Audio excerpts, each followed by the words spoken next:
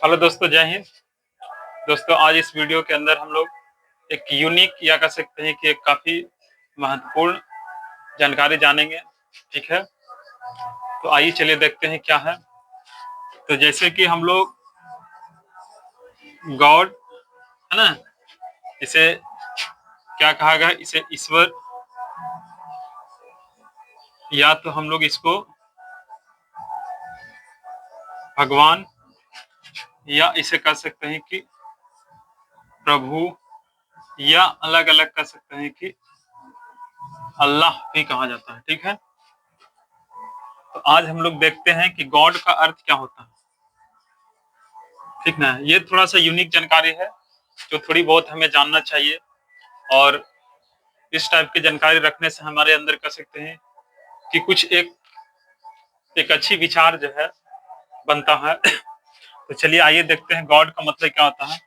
तो गॉड का मतलब क्या, जो आपका गॉड लिखा हुआ है इसका कह सकते हैं कि अगर फुल फॉर्म देखिएगा तो उसी से आपका गॉड का मतलब दिख जाता है।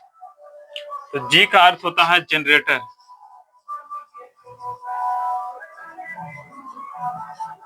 जी का अर्थ क्या होता है, जनरेटर। ओ का अर्थ होता है ऑपरेटर। ओ का अर्थ क्या होता है, ऑपरेटर। और डी का अर्थ होता है डिस्ट्रॉय, डिस्ट्रॉयर। ठीक है, तो ये जो है कि वो आपका कह सकते हैं कि इसका फुल फॉर्म होता है, और फुल फॉर्म के माध्यम से ही हम लोग गॉड का कह सकते हैं कि जो एक मतलब है उसको हम लोग जान सकते हैं। इसे हिंदी में भी हम लोग देखेंगे ऐसे। जी फोर याद रखिएगा generator, O for operator and D for destroyer. ठीक है, तो इसके हिसाब से हम लोग देखेंगे कि ये गॉड का कह सकते हैं कि आपका फुल फॉर्म भी है। अब इसे हिंदी में देखिएगा कि जनरेटर का मतलब क्या होता है, तो इसका मतलब होता है निर्माता, है ना। ऑपरेटर का मतलब क्या होता है, संचालक, है ना। आपका देखते हैं प्रोग्राम वगैरह होता है तो एक ऑपरेट करने वाला व्यक्ति होता है कि नहीं, जिसे प्रोग्राम का संचालक भी कहा जाता है। उसके बाद है डिस्ट्रॉय का मतलब क्या होता है, तो ये होता है आपका नष्ट करने वाला, है ना। यानी देखा जाए तो इस तरह से आप कह सकते हैं कि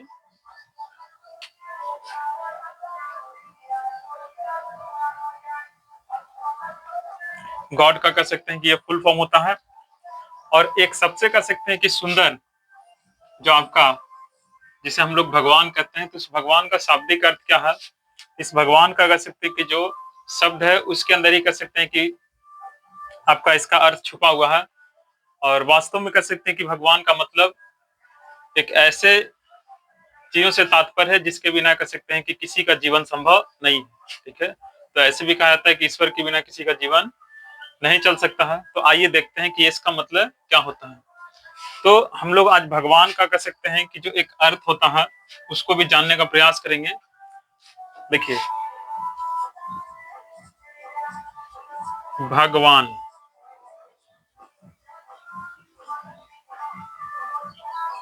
ठीक है। देखिए, सबसे पहले इसमें देखेंगे भा। तो भा का अर्थ हो जाता है भूमि।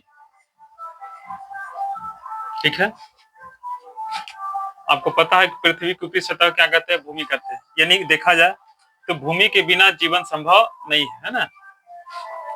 दूसरा ग, ग का अर्थ होता है गगन।